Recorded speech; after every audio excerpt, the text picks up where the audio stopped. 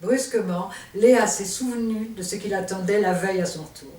Elle est terrifiée à l'idée de rentrer seule.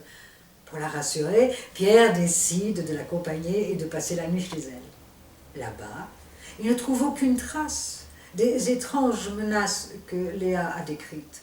Couteau, brochure, inscription sanglante sur la porte, tout a disparu. Léa aurait-elle rêvé?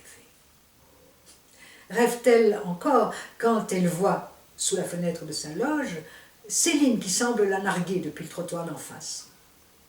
Thomas ne croit pas à la théorie d'une Céline qui serait revenue après 10 ans de disparition pour reprendre à Léa le rôle d'Alkman. Il met ça sur le compte d'une angoisse de comédienne qui craint de ne pas être à la hauteur de sa tâche.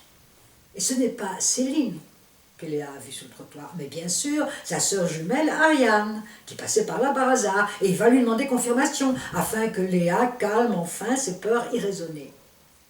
Malheureusement, cette conversation a eu un témoin indésirable. Christian, le partenaire de Léa, un partenaire qu'elle n'apprécie pas du tout, et qui le lui rend bien.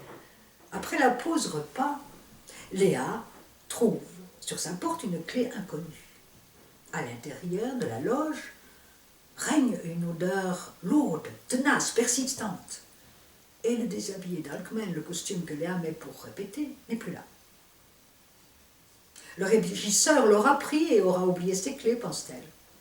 Mais quand Thomas surgit, fou de rage, brandissant le fameux déshabillé qu'il a trouvé au centre du plateau, imbibé du capiteux parfum de Céline, il faut bien se rendre à l'évidence, quelqu'un s'est introduit dans la loge de Léa pour procéder à cette étrange mise en scène.